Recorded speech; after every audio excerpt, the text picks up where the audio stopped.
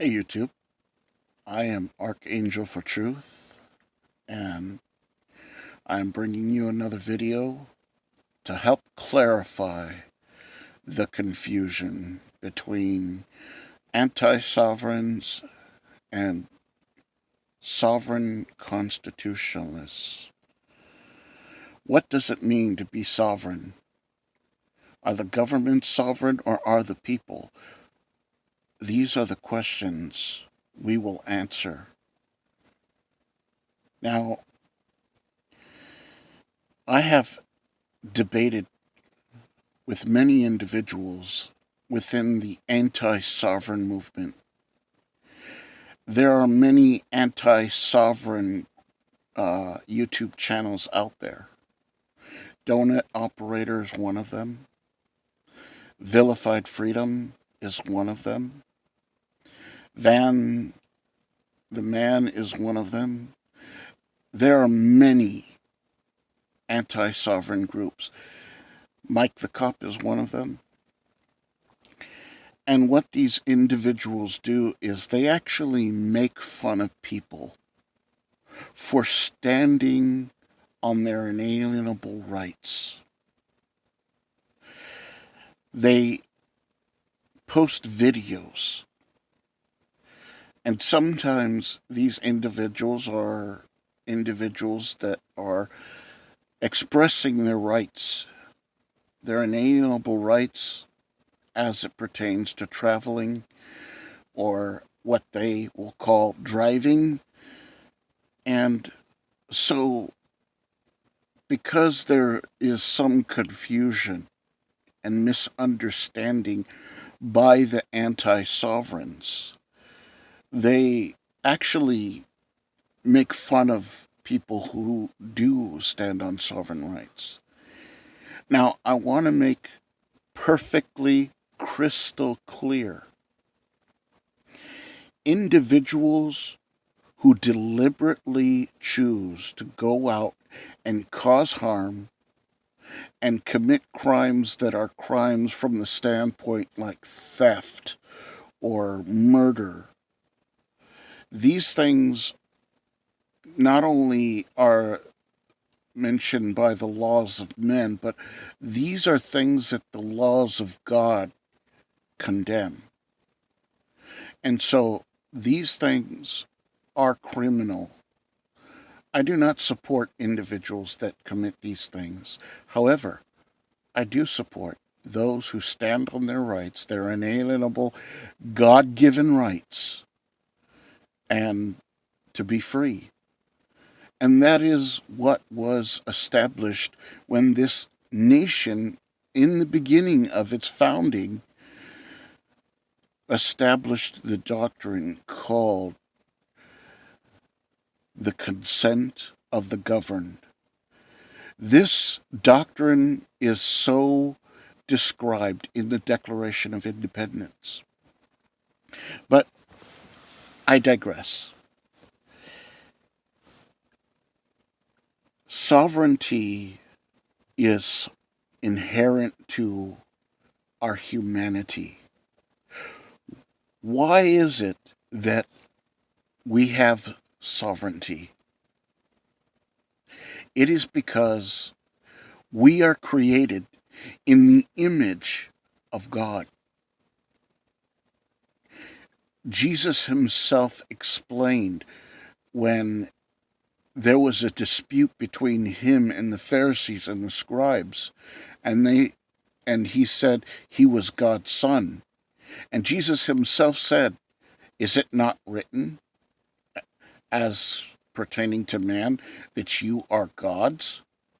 So again, Scripture is very clear that we have sovereignty inherent as a gift from our Creator. Now the question comes is, does government have sovereignty? Do states have sovereignty? Well, what is government and what are states? Governments and states are nothing more than the creation of men. If you look down from a satellite, you're not going to see the border lines that men so describe on paper, because they don't exist. They are imaginary. These lines are there as part of their system of enslavement to seize territories, land, and claim it as belonging to one group of people, a set of people. So, for example, if you were born in this part of the world opposed to that part of the world, and you come over their border lines, they'll call you illegal. Absurdity. God created the earth for all mankind to enjoy.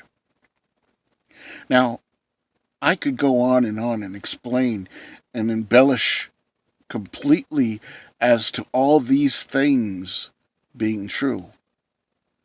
But I find that the best way to debunk anti-sovereigns is by using their own legal system against them. So, for example, I have a recording of Judge Neil Gorsuch when he was being nominated into becoming a Supreme Justice. And he's being questioned by a senator from Nebraska. And so the question comes up about the Ninth Amendment and unenumerated rights. And Judge Neil Gorsuch explains so eloquently what these unenumerated rights entail and how it is the people who have sovereignty. And so, in order to completely debunk the anti-sovereign notion that you don't have rights, the right to travel, the right to drive, well, the Ninth Amendment covers those things, because the Ninth Amendment covers unenumerated rights. What are unenumerated rights? Those are rights not listed by the Constitution. And so these unenumerated rights are so many that you cannot begin to list them all. But there's something in particular very important about the Ninth Amendment. It says that these unenumerated rights are not to be denied nor to be disparaged, neither by the federal government nor by the state in its regulating. So, it is better for you not to simply hear it from my telling you, but for you to hear it from both the senator and the Supreme Justice, Judge Neil Gorsuch. So now I shall play for you and provide for you the absolute evidence of people's sovereignty over the government. Here it is. The enumeration in the Constitution of certain rights shall not be construed to deny or disparage others retained by the people. What does that mean? Well, Senator, I think it means what it says.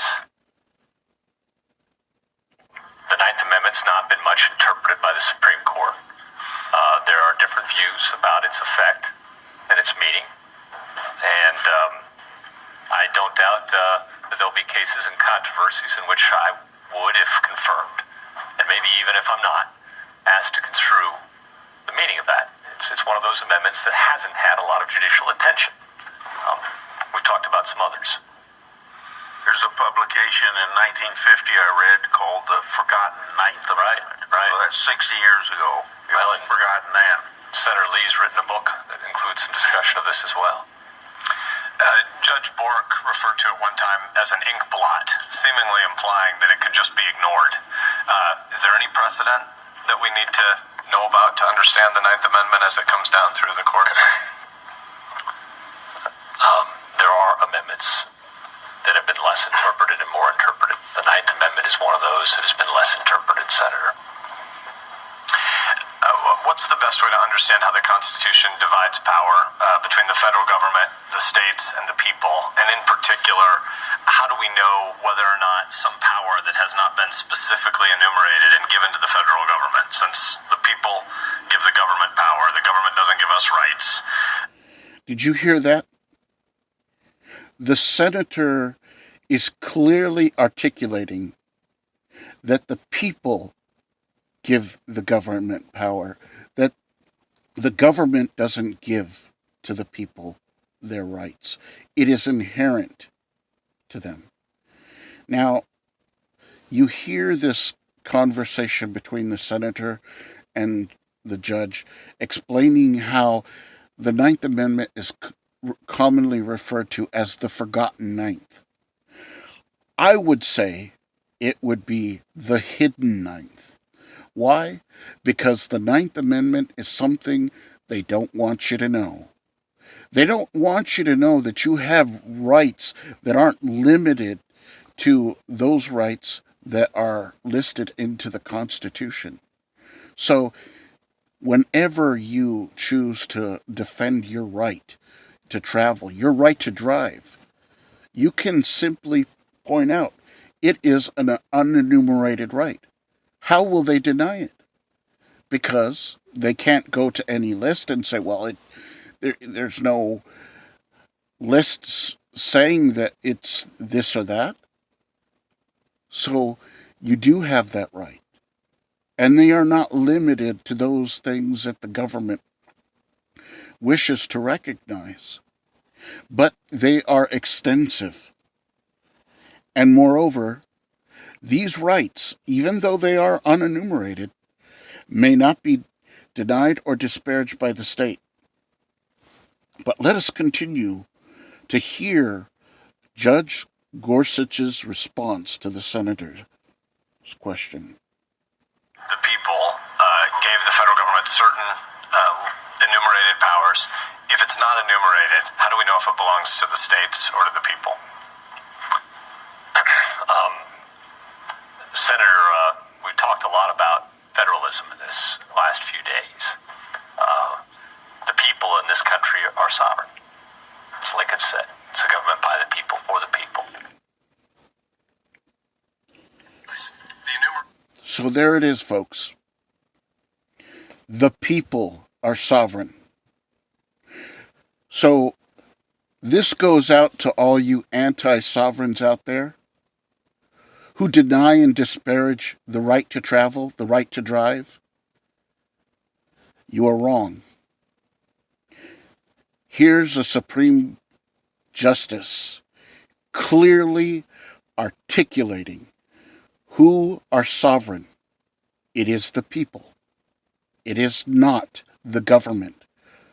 The government, again, was formed by men. Man was formed by God, and He has endowed man with certain qualities: the freedom to choose, the freedom to do, and the government has no right to deny or disparage any right that you have.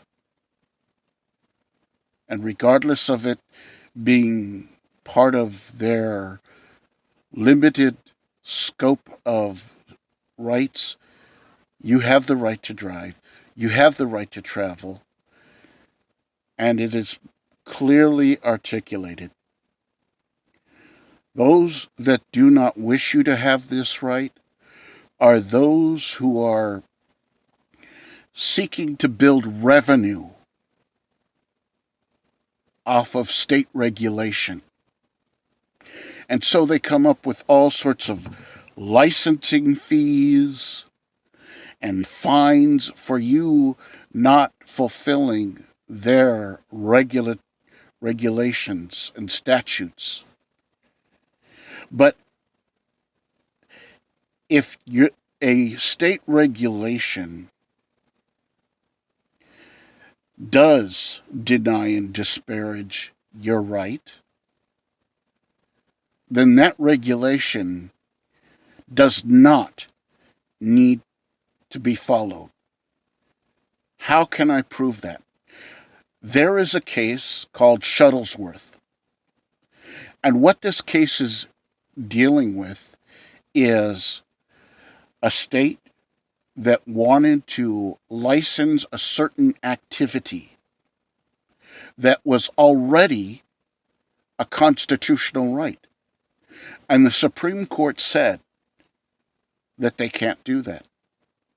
And that they can ignore the license requirement and continue on with the activity without being harassed by the state or their law enforcement goon squad that they send out to demand upon you to fulfill these requirements that they want to put state regulations or statutes and so forth.